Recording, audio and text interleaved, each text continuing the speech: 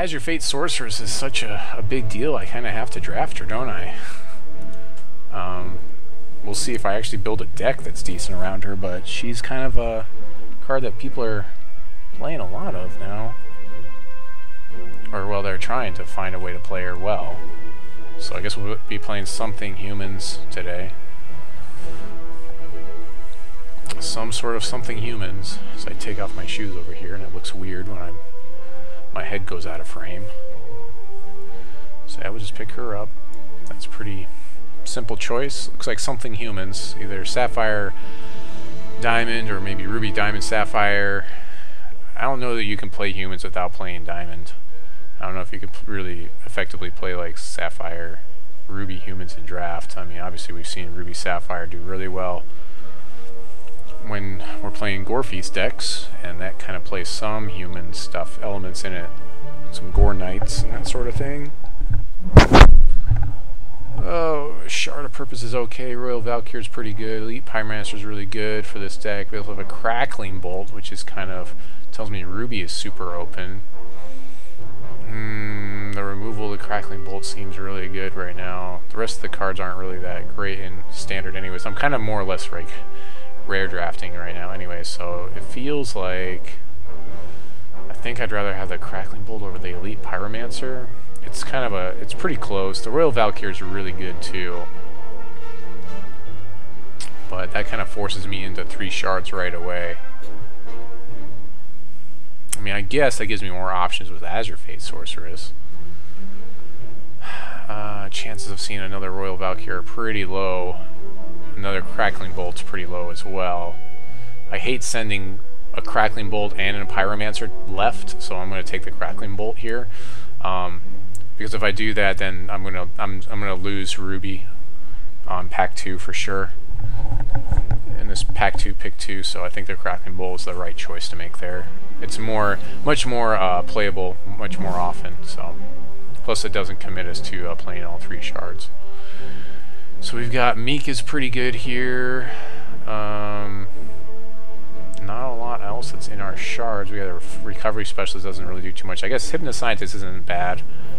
We could pick up a Hypnoscientist here and just skip over the Meek. We could try just go Ruby Sapphire and something and see if we get the right stuff to play that sort of a deck.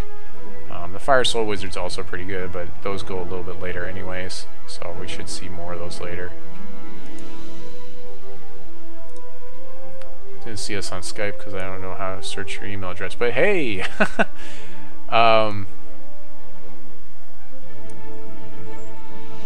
Yeah, I'd love to have you on the show. I think you're one of the people I communicated on the with about getting on the show, so Frigid Hex, I think you're one of those people, so just hit me up like with an in-game, like a personal thing, because I don't put my personal email out there for people, and that's what my thing runs on. My whatever it's called, Skype runs on that, obviously. Royal Herald is kind of a necessary evil for this one. Now you can even come on this week, especially if we go into Diamond, but we aren't really super committed to Diamond just yet.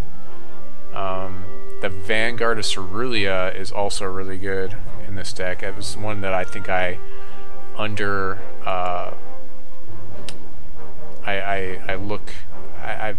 when I looked at Vanguard Cerulia initially, I think I kind of discounted it unnecessarily, so I think I'm going to pick up the Vanguard here. The Fixing is really kind of a big deal for this deck, but we aren't super into Diamond just yet anyways.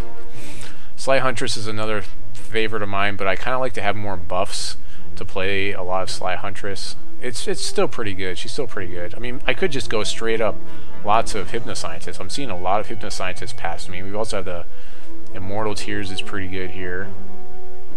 Let's see. Do I like Hypnoscientist, Sly Huntress?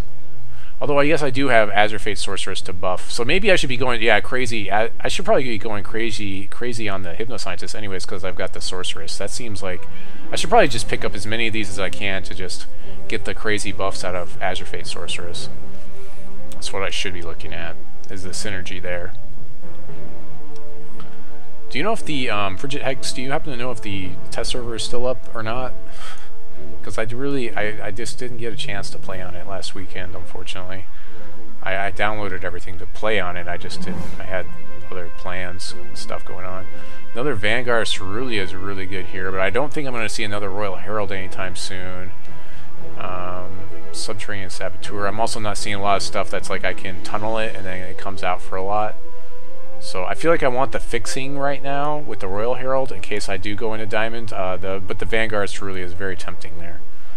So far we haven't seen a lot of Sapphire either, so we may actually just end up not even playing this Azure Fate Sorceress. Although it was a really good pack one pickup. I think that Sorceress is going for probably at least, I want to say $4 to $6 somewhere in there. Somewhere in that range. So I mean that's a pretty good pickup already that we've made on this draft here. Again, we're getting close to set 3, so I kind of want to rare draft more stuff so I can have more stuff, more nice rares that I can give away on my shows and things. So Exalted Victory is pretty sweet as a nice like finishing move.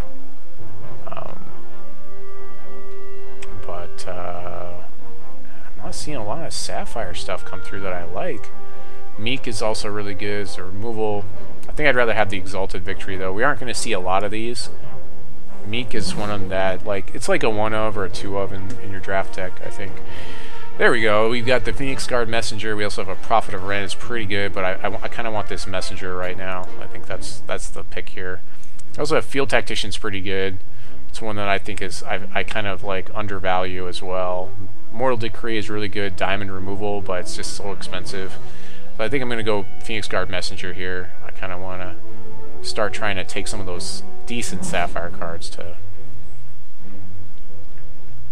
Yeah, there's a lot of good Sapphire in that pack. So this is our pack 1. Came all the way around. Kraken Guard Sea Priest tabled somehow.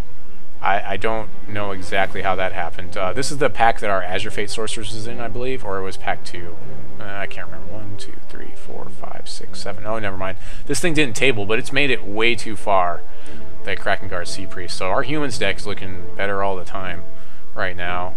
Starting out with that Azure Fate Sorceress. So seems pretty good for a lot of these like high-end buff things. And there it is. So Pyromancer tabled. Somehow Pyromancer tabled, because this is 1, 2, 3, 4, 5. No, it isn't. But Pyromancer still. This is kind of a really late Pyromancer. Next one is the one for our pack 1.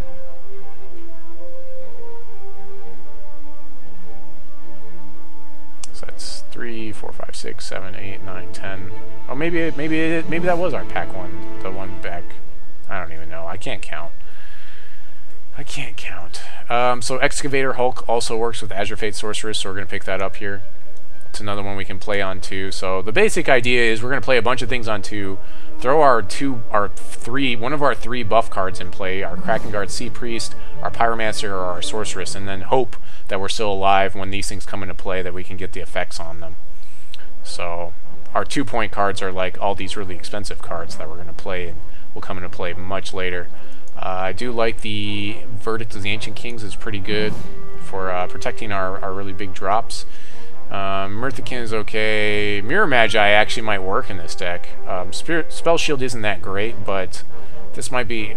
I might actually play one Cerulean Mirror Magi just because I've got so many big drops that will take advantage of it. Probably the Guard Officer to help me hold on so I can gain that 1 health per turn. And it looks like our Dredge is an Ebony Pawn, but that's actually not a bad Dredge if we're going to play some sort of standoff game. Fury of the Mountain Gods are rare here. Looks pretty bad, but we've got another Kraken Guard Sea Priest for what we're going for. I mean, the Sea Priest seems like really good. Also, we could pick up this Time Magistrate. Last time we saw Sea Priest make it like almost all the way around the table. I don't know. I feel like this Magistrate also might make it all the way around the table, honestly. And it's not as good, I think, as the Sea Priest for what we're trying to do. So we're probably going to pick up the Sea Priest. Subterranean Spy also does some similar things as the Hypnoscientist. So we can play that guy in here, and he'll get buffed later by our Azure Fate Sorceress and our Pyromancer and our Sea Priest. But I feel like we need the buff cards to begin with, which means we need the Sea Priest.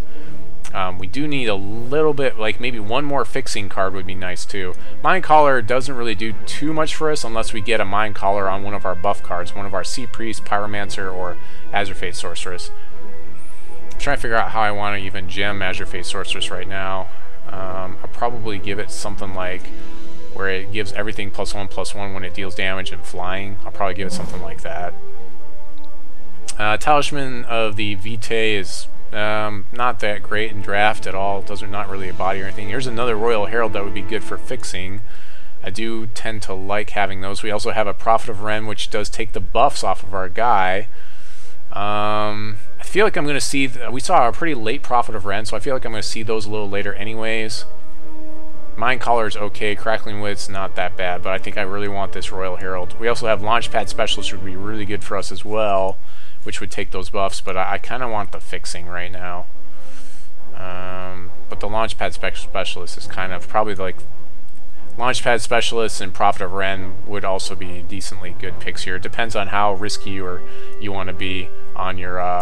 how consistent you want to be on your stuff.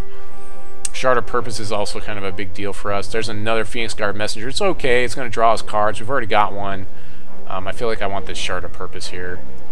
So I need the fixing. I still want that fixing. Sapphire and Diamond is kind of a big deal. Diamond is definitely a big deal, so we can get to the Royal Heralds, which will fix most of the rest of our shards for us. But I think we're good on fixing, unless I see some more of these different of the tri-shards that we're in. Either Ruby, Diamond, a combination of either Ruby, Diamond, or Sapphire. Any one of those three things in any of the double combinations, I'm probably going to look at if I don't see anything else that's crazy good in the pack. I should really download that thing where like my viewers can help me choose the cards. I should really get that plug-in. Also, I probably need to make a new interface and do some other stuff. Dwarves is going crazy. I've seen 2 Electroids pass me by, which gets me a little bit on edge, but another Krakengard Sea Priest making it to me tells me that, yeah, Diamond is super open. Augmented Awakening is decent too, but I think I just want to keep getting more of these buffs that are going to buff these, you know, tunneling cards. We've got, you know, of course, the 2 Hypnoscientists and the 1 Excavation Hulk.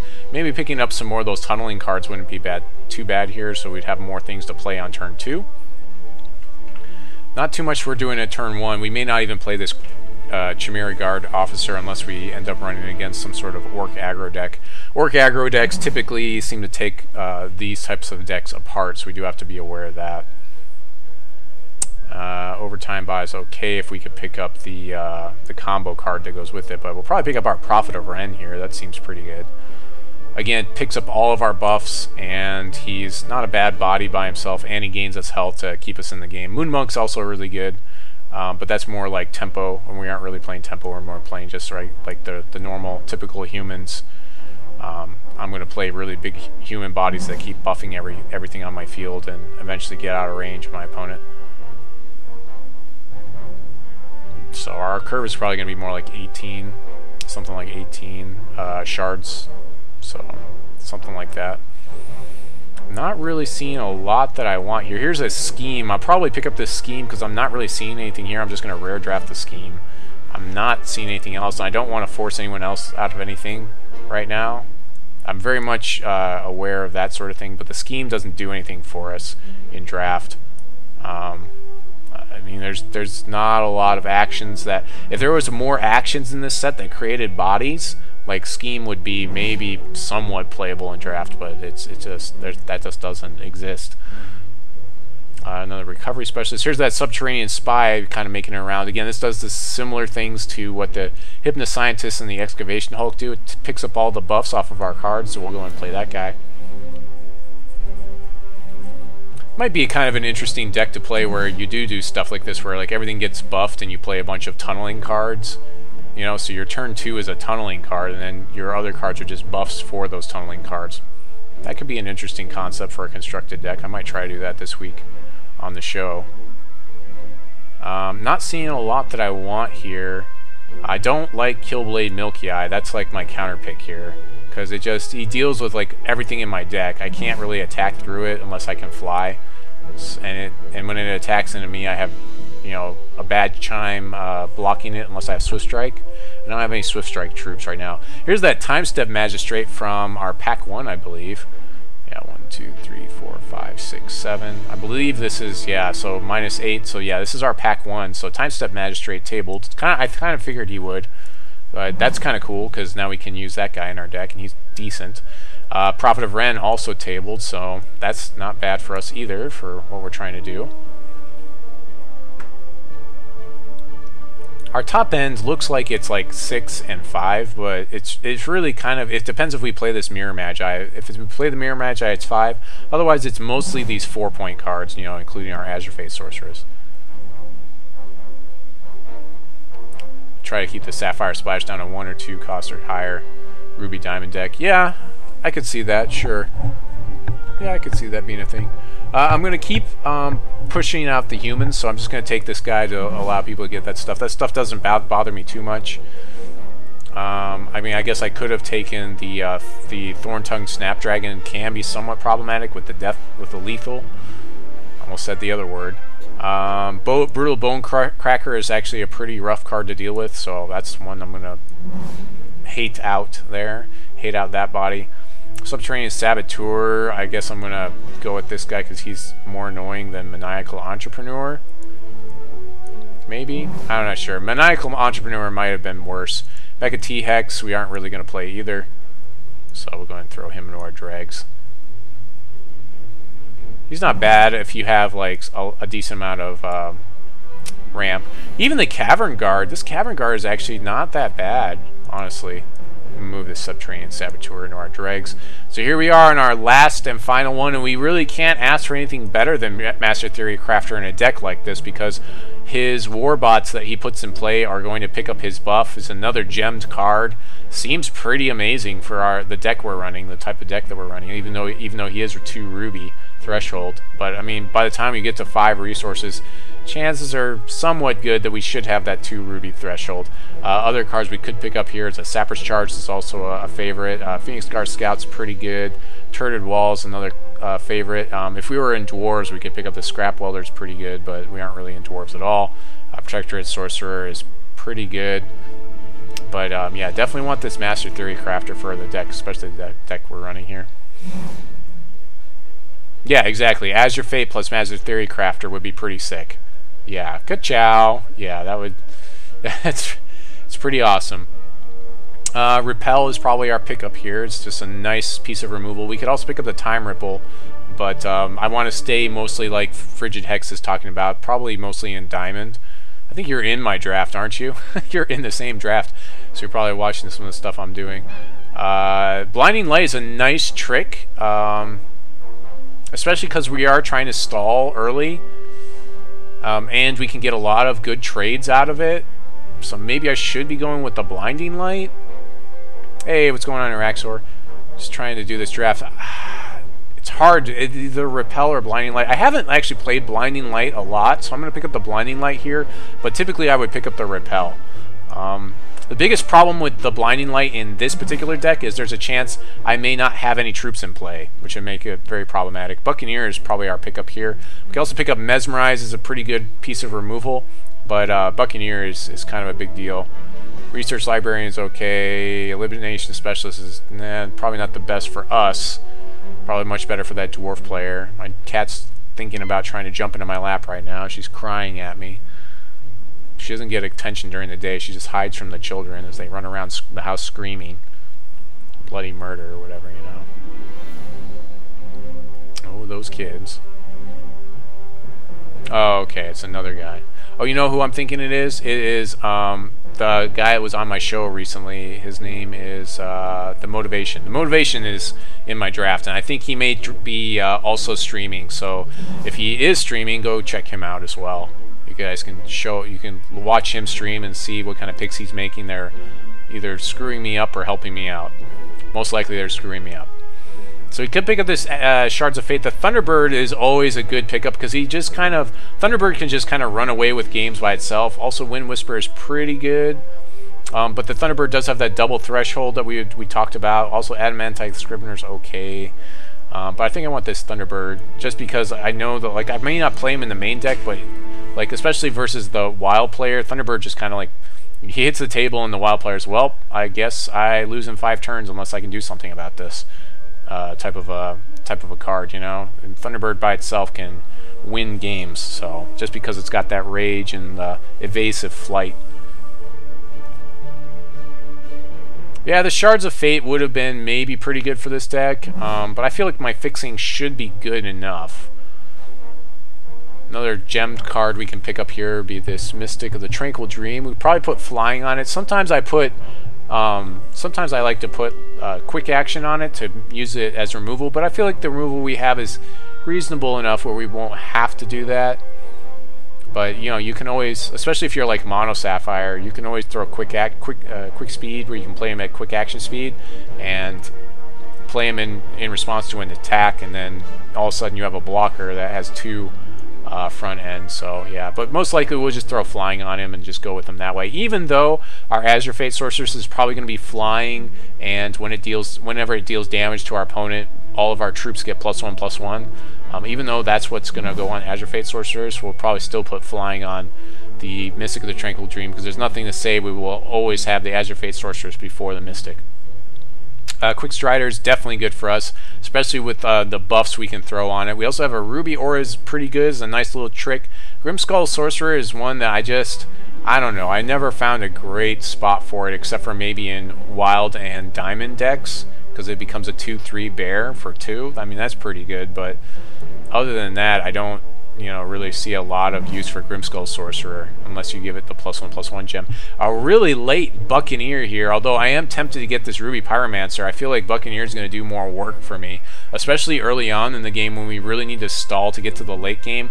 Additionally, Buccaneer can bounce my own troops so they can pick up buffs from this Azure Fate Sorceress, so there's a lot of techie type stuff we can do with Buccaneer, whereas I can't really do that with Pyromancer. I mean, I know Pyromancer does buff everything in the deck, which is also what we're trying to do, but I feel like I need a certain amount of blockers as well, so I already have an Elite Pyromancer. I don't know that I need a Ruby Pyromancer too. I'm not really aggro-y, so I feel like the Buccaneer is the choice there.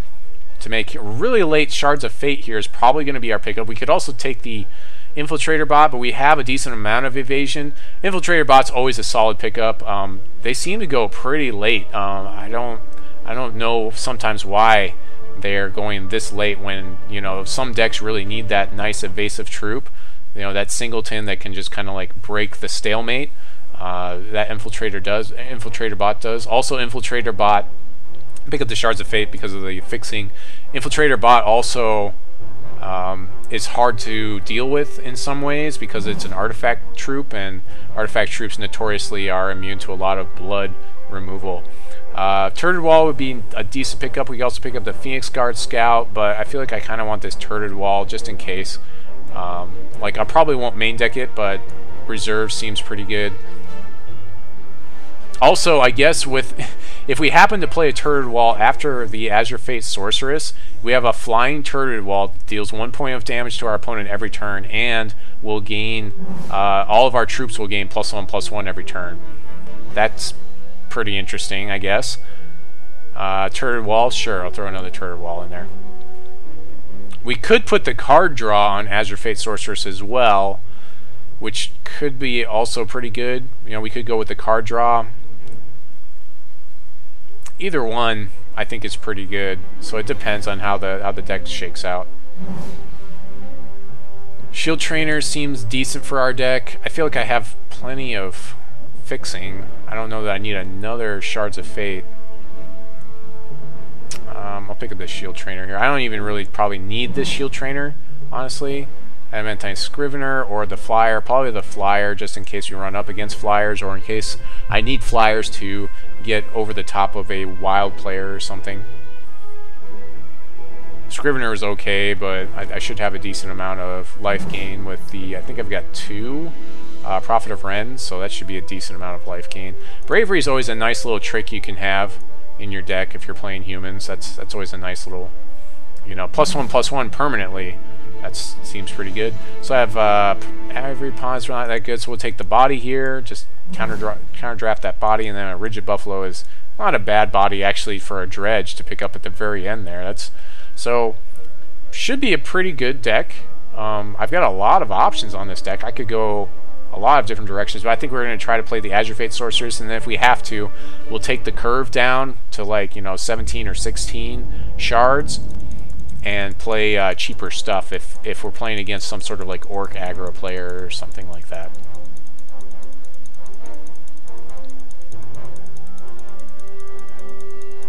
So we're just kind of emptying out the deck here. We aren't really super in Ruby, honestly, either. So we may actually be able to get away with just playing Sapphire and Diamond and playing something like my throwback Lady Elizabeth that actually won me my very first and only draft this whole season. So actually I kind of want to see if I can play without, like, what does Ruby even give me? Let's look at what Ruby's giving me right now and see if we even want to play Ruby. Ruby gives me, oh, it does give me the Hypnoscientist, which is pretty sweet. And the Master Theory Crafter, so yeah, we have to play Ruby. Okay, so we're definitely playing Ruby just because of those couple of things. Okay. So, decision made. That was an easy decision.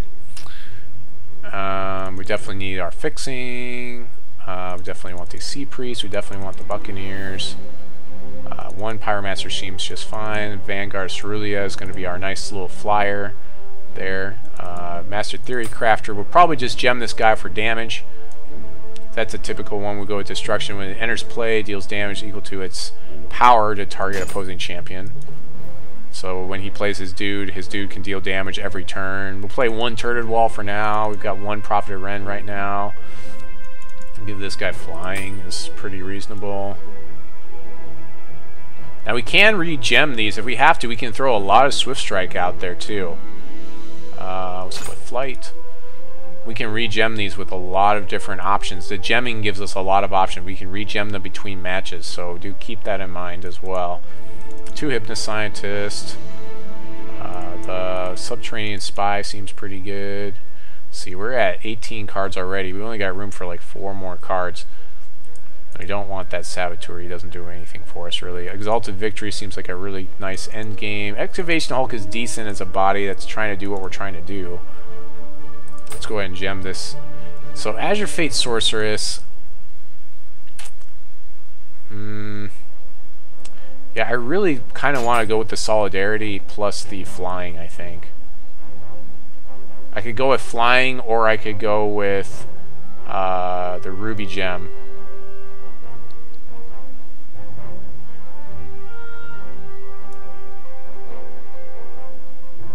I think maybe I could go with Swift Strike as well. I could go with Swift Strike and Diamond too. I feel like Flying is the way to go here. I feel like that's the way to go. We'll see. So with that, we could go Lady Elizabeth. It gives us another body that gets buffed by everything in our deck, or I mean, it depends on how many humans do we have in here.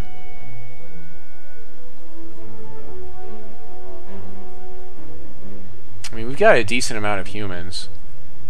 But we also have these dwarves. I think I'd rather have Lady Elizabeth, honestly. We're mostly Diamond in the deck. I almost want to try this guy, but I think he's just not good enough, you know? Prophet of Wren. Blinding Light seems like... I kind of want to try out this Blinding Light. Let's see what happens. I haven't really played it at all. I keep passing it. Quick Strider seems... a pretty good one to take buffs as well. We're basically at the deck limit right now. I don't know that I want to play very much of anything else. Let's go cost here. Look at our costs. So we don't even have really a turn 1. If we play 18 shards, we should be okay with this deck, hopefully. Yeah, Feather Drifting Downriver would be okay. So, you say that, but like that extra body when I'm playing all these shards really does make a difference. It does. Believe me, it really does on the late game, especially when we're taking all these buffs. When we've got like Kraken Guards, we've got 3 Kraken Guard Sea Priests. We've got this guy was taking the buffs but not giving them. We've got, of course, it's going to take the buff off the Azure Fate Sorceress, so it'll be a flying thing that can give us +1, that can buff our field if we have Azure Fate in play. I mean, we've got a decent amount of flyers to begin with. We've got Azure Fate Sorceress, we've got the Mystic of the Tranquil Dream, we've got the Vanguard Cerulean. If we have to on games 2 and 3, we can sub in a Thunderbird and a Phoenix Guard Messenger and something else. And Phoenix Guard Scout. We can go more Sapphire. The only thing I'm looking at is like if I can like fit this Phoenix Guard Messenger in here. Is that better than, I don't know, some other card that I've already selected? I mean, I've got a lot of turn 2s already. I've got my fixing, right? Yeah, I've got those 2 Royal Diplomats. I think I'm okay with this. I could play the Time Step Magistrate.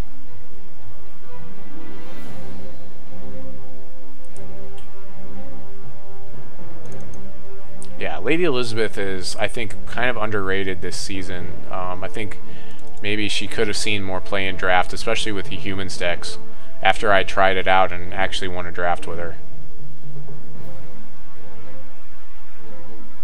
Yeah, I mean, it's still a body. I mean, there's a lot of situations where, like, we're going, like, toe-to-toe and, like, we're making trade for trade, and this gives me that one extra body in my deck, you know, that my opponent has to deal with. Especially when it can, again, when it can take those buffs, it's not just a 3/3. It's a, you know, it ends up being like a 3/5, or it ends up being like a 5/3. You know, with the other guy, with this guy, it ends up being like a 5/3 or a 5/5, even. Yeah, I think we'll try that, and then I need to do the count. So let's go by shard.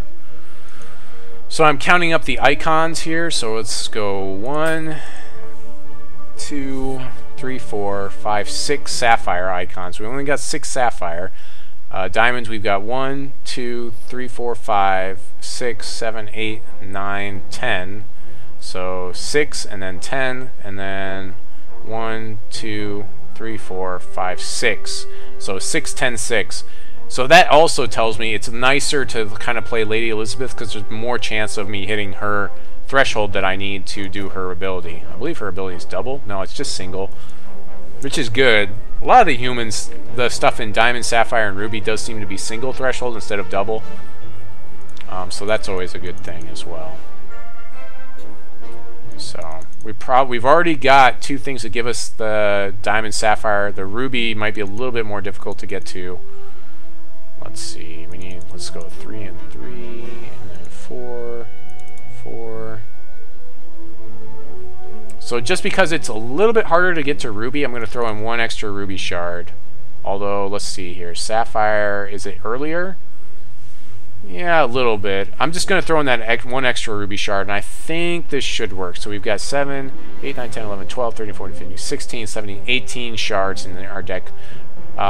We're going to flood a little bit more than we draw cards, so we are kind of playing a late game. We're going to have to hope to draw like Crackling Bolt or just things that can stop our opponent early.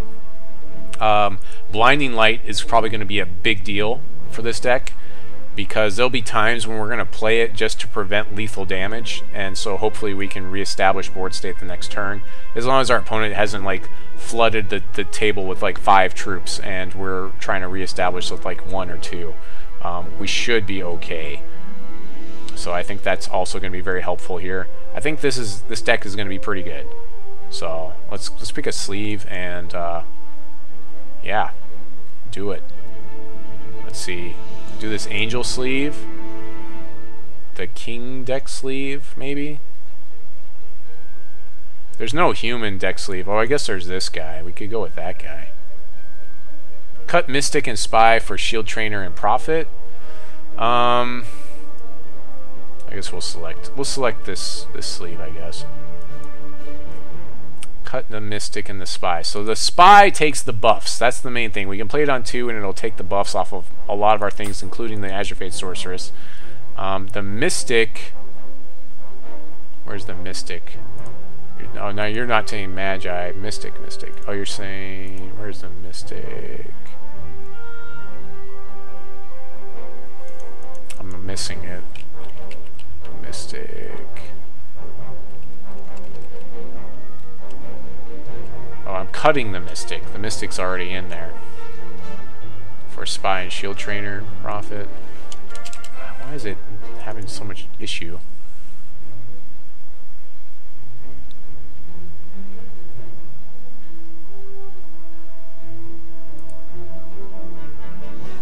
Shield Trainer and Prophet. Where's Prophet?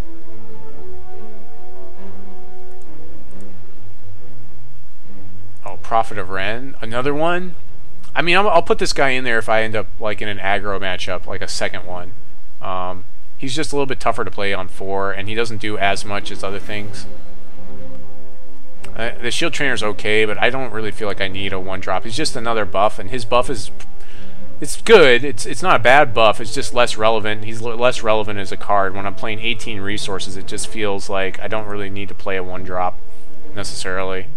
That's basically going to trade with something, maybe. It's not going to do very much more than that. I mean, it does buff our other stuff, but I need to play relevant stuff that can defend, and that's not this guy. This guy's a little bit better on that end, but, yeah.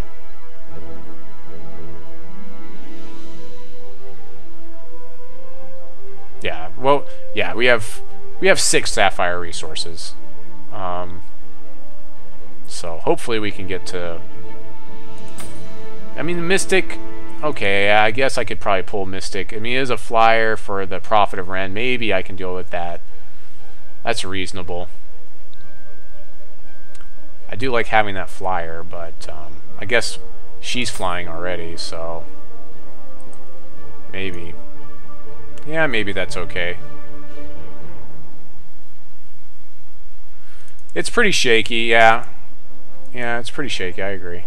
Like anytime you're playing Tri-Shard humans, it's a gamble, and that's why I always get like, oh, I guess I'm gonna go right in here. Okay. I'm pretty excited to have the new like sealed and constructed, because I can play like do like 1 game a night and stream that, and I can be much more consistent that way, and I don't have to commit to like 4 hours of draft. We definitely want to play first.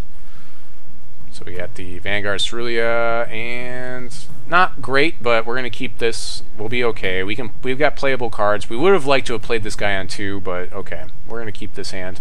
Our first play is on 3, which if we have to, we can Buccaneer our opponent's dudes, or we can play a Vanguard Cerulia, which does have flying and +1 front end. So we'll go ahead and start out with Diamond, just to make it look like that's what we've got. He's probably confused because we've got Lady Elizabeth already.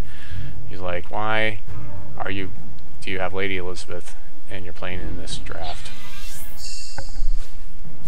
It starts out with an Immortal Tear. So this is going to be basically a contest of who can go bigger, and with the amount of buffs that we've drafted, I think that we should be able to go bigger. Both of our decks are kind of going to play this waiting game where it's kind of like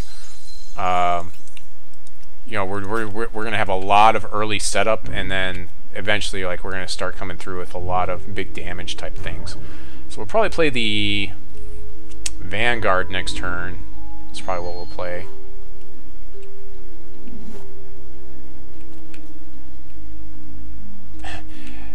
Yeah, well, unfortunately, like, our computer is very close to where we go to bed, so, yeah. Alright, so we'll go ahead and play the Vanguard. This is the most aggressive play we have, where we can get the most damage in the fastest. Nice flying 2/3 flyer Vanguard of Cerulia. Seems pretty good. Unfortunately, we don't get it doesn't get as big as his Vanguard of Cerulia. And we did pass 1 or 2 of these around. He's got a Vanguard of Gawain. Excellent card to have in the humans deck. We probably... I think I'm just going to Buccaneer it away and just tempo it out and just press. If I have to, I can bolt it, but I kind of want to save my bolt. So we're going to go and swing through with our Vanguard Cerulia here.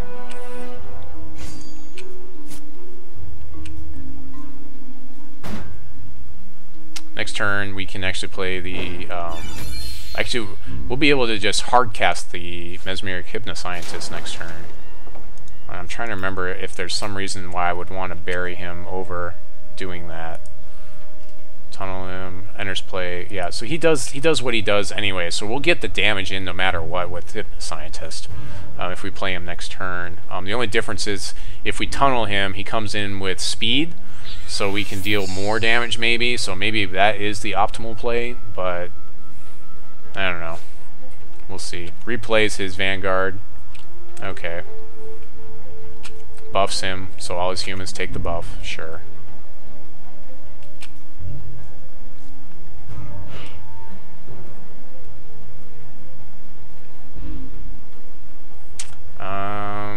So we'll do Diamond Shard.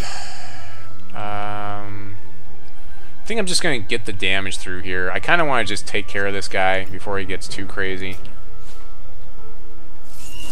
Just get him out of there, and then we can tunnel this guy and swing through with 4 damage, and that seems pretty relevant. And we're pretty far ahead of Coma right now, so I don't feel too bad about this, although he does have 6 cards in hand, which is quite a lot of cards. No reason to use our champion ability if we cannot play this Adamanthian Elite, so it's going to be a while before we can play that guy. Haven't seen any of our buffs yet, which is kind of interesting. Another reason to tunnel the Hypnoscientist is in case we draw the buffs later, then it comes into play, it takes those big buffs, you know, that sort of thing. Seems pretty good.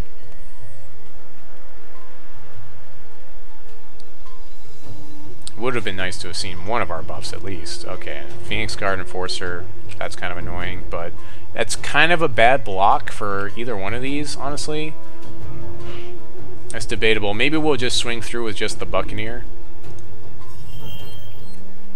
I don't know that I want to give up my Vanguard Cerulean just yet, so we'll swing through with just the Buccaneer here. Play the Turreted Wall in the second main phase to just start pinging away at his health. If we end up with a stalemate, I mean, the Turret Wall, it's got him in 12 turns, right?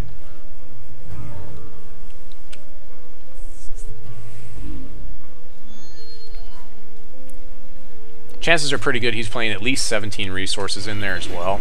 Yeah, see, he's got a Vanguard too. Ooh, Royal Cutblood, now that's an issue. That's a huge issue. That's completely unblockable. Yeah, so that's a big issue. We really need to be able to deal with that Royal Cutblood. Ooh, Blinding Light, permanent damage to control this turn. So that could be interesting. I'm gonna wait till at least I get my Hypnoscientist up, and then I'm gonna do some attacks, and I'll have the Cutblood and all that stuff in play, and yeah. So we'll just wait.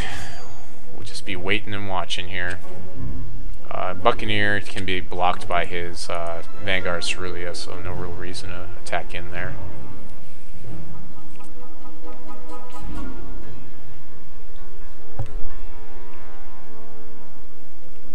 So yeah, we need to be able to deal with that Royal Cutblood, and the only card in our deck that really does that very well is that Crackling Bolt. Ooh, Town Crier is kind of a big issue for us right now. That may be the game. Yeah, drawing that many cards this late in the game, yeah, that looks like he should have board state to finish, to kind of like get there, basically. A Sapper's Charge, that's not so great. He can't use it this turn, at least. Okay, take 3, he gains 3, so he's in a good place, obviously. Hypnoscientist is going to come down this turn, so we'll probably make it so the Vanguard Cerulean cannot block, and then just swing through with the house, and then Blinding Light to see if we can get some value here. Hopefully. Royal Herald, we'll play that in a second main phase, but for now, let's just swing through with the house. Lots of damage coming in his face. He takes it all, that'd be great.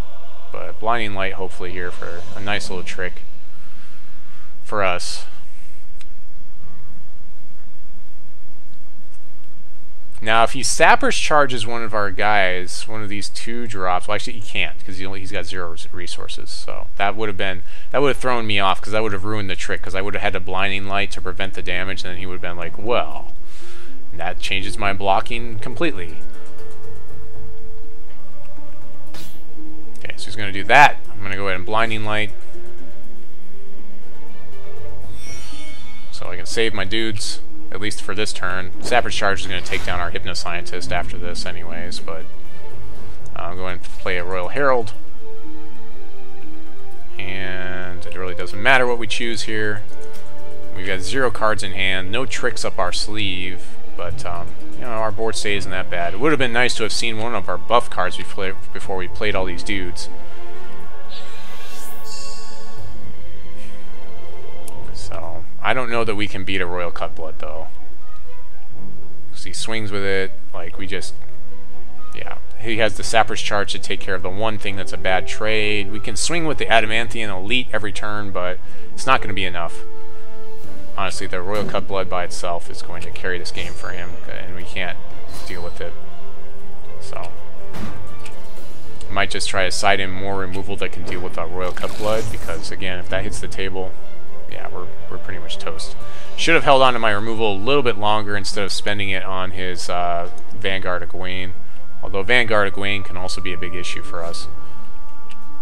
Protectorate, yeah, there we go. There's a Protectorate Champion. What is it called? Protectorate Clergyman. And a Mesmerize for our Vanguard Cerulean. So we have no sky blockers now. So I'm surprised that he didn't just swing through with his flyers there and basically get the game over with more quickly, because there's not a lot I've got that I can do now. I can swing through with Adamanthian Elite. I can play a Mesmeric Hypnoscientist. Actually, I can play this and do a swing again, I guess. I guess we might as well just play this straight up, because I gotta kind of force things through.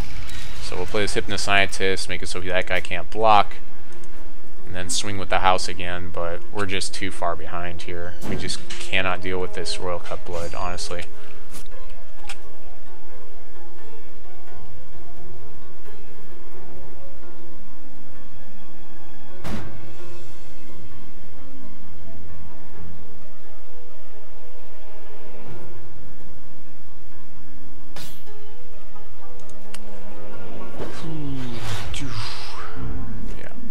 Gonna trade, makes a trade. Interesting choice to trade there. His health gain is so high that it shouldn't matter. He swings for 6, 7, 8, 9, 10, 11, 12, 13, 14, 15 here, so I mean the game's basically over. I'm just gonna clear my chat here. Oops, that was not the right thing to press. I need to put that button somewhere else. I hope that doesn't, yeah, it's trying to bring up Steam right now. Exit Steam. There we go. Oh, great. Oh boy. Alright, there we go. Okay, so round 2. We definitely need to deal with that guy. I don't know that we have a lot of great answers for it.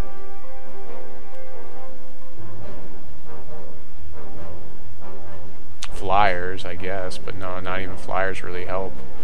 Yeah, we just have to hold on to our removal in case that guy shows up. That's pretty much it. We had the removal in hand. We used it on the wrong target. His flyers seem a lot better than ours. Bravery could be pretty useful here. I'm not really seeing anything I want to side in right now. I mean, maybe this guy and flying, just to help out, deal with his flying, because a good blocker. But I don't think I want to side in a Thunderbird, because if I actually play it, he can pretty much just trade with it, so it's not that great.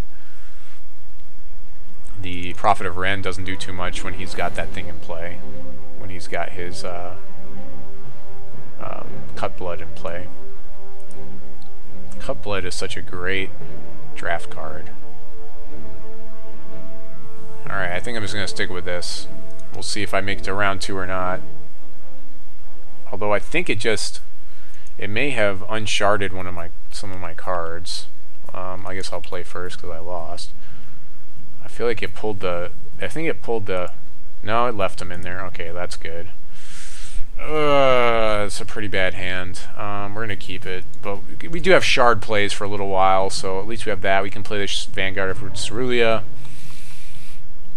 We've got things that eventually pick up those buffs that we've been looking to try to get, but yeah. We did put a good amount of pressure on our opponent. He just gained so much life, it didn't matter.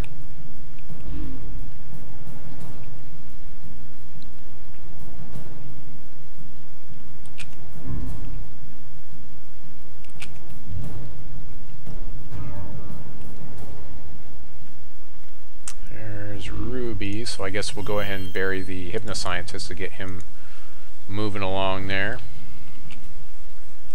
What do you think this is?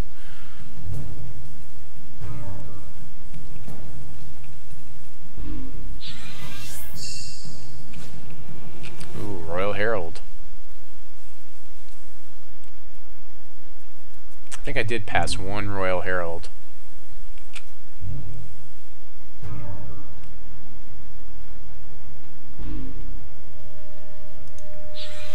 Play our Vanguard.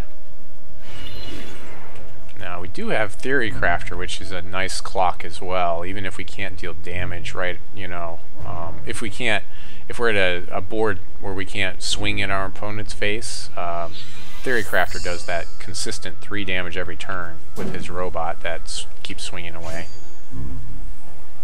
Not giving up his Royal Herald, or not trying. I mean, that's a bad block for me to make, and I have 0 resources, so I'm not sure what the deal is with that. No reason for me to bounce a Herald. So I definitely don't want to do that. That would be kind of silly. Now, wouldn't it? Not that I could play it anyways because I don't have Sapphire. So we'll just go ahead and pass the turn back to our Tacoma. See if he can take over this board state again. He's got all of his threshold met, which is nice for him. Of course, we don't have it on our side. We do have Theory Crafter coming down next turn, and we can play our Adamanthian Elite. Plays a Town Crier. He's going to discard the 2 cards he's drawing. So he must really be searching for something. He's probably searching for that, what is it called? The guy that basically owned me last time. He might be looking for that.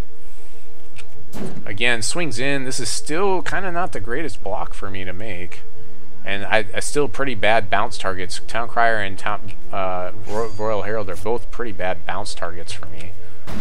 Maybe he's looking for... No, he discarded resources. He must be looking for less resources and more things. More dudes or something. We can play our dude on his turn and exhaust things too as well, which is nice. This is our Theory Crafter. So I guess we'll make this guy not block and swing through for, looks like 6 damage this turn. Play the Theory Crafter to do 2 more damage. That all seems very relevant. So yeah, let's go ahead and let's swing through first, and we'll play our Master Theory Crafter in the second main phase.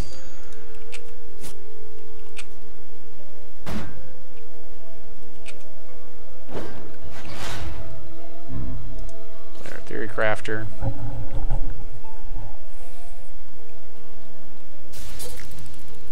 So we might make it a round 3 at least, or rather game 3 of this round 1. I mean, we've got a pretty quick board.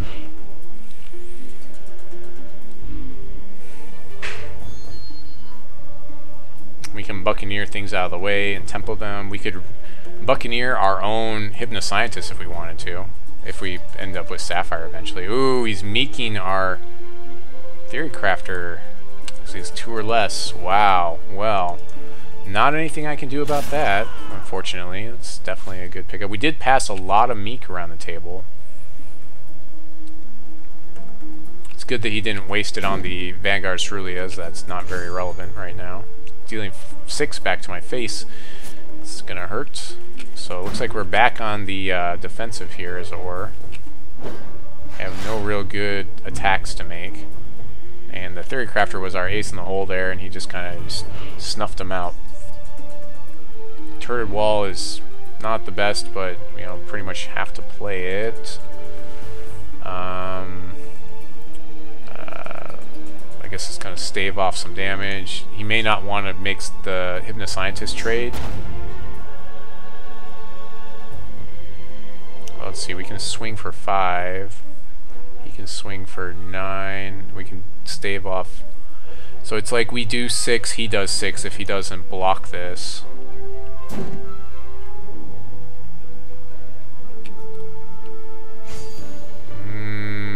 Do I want to... Yeah, I might as well just push the damage. I'll just push it.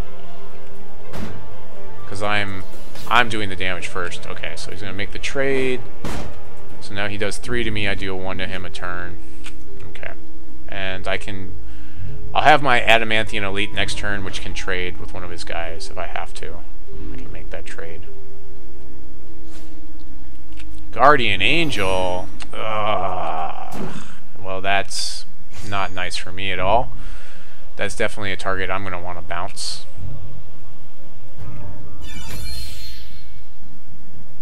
Not exactly the shard that we're looking for, but we're going to go and play it anyways. Go and do this so we can have some more bodies on the table to try to block with.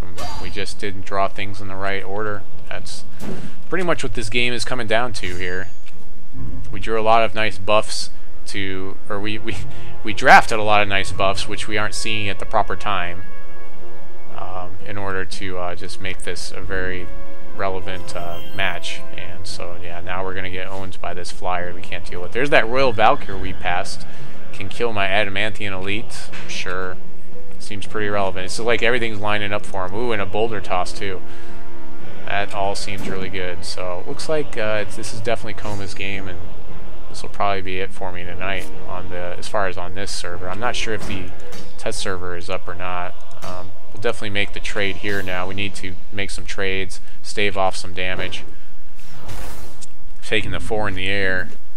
Looking pretty grim for us. Also, it's pretty bad for us to bounce either one of these two on the ends. We'll probably bounce the Guardian Angel if we get a chance. Oh, there we go. There's the Sapphire that we've been looking for so long. So we can do that. We can go ahead and Buccaneer the Guardian Angel. We still have to deal with this Royal Valkyr, and I really don't feel very good about bouncing that guy. I think I'm just going to bury a Subterranean Spy here instead. And yeah, he's got the Boulder Toss. Yeah, I remember that. Yeah, you can just Boulder Toss my face, basically. Yeah, it's basically over. It's basically good games. Yeah, so I just give him a good games. Because he can just Boulder Toss my face with his Royal Valkyr after he swings for damage. So it's pretty much over. Well, I mean, look at his hand. It's ridiculous. He doesn't even need to play this. So that was kind of silly. He just gave me a turn he didn't need to. Because he should have just attacked the Royal Valkyr and then Boulder Toss my face. I mean, I have 1 resource. There's no way I can counter with that. So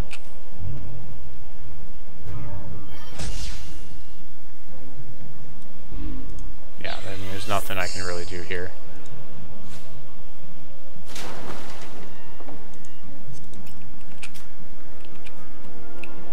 I can swing through with this Buccaneer. Yeah, overly cautious there. He gave me an extra turn he didn't have to. Didn't really make a difference in this case, but you know, maybe given a more even board state, it might have made a difference. But this is definitely a lopsided board state for Koma here, so definitely good games.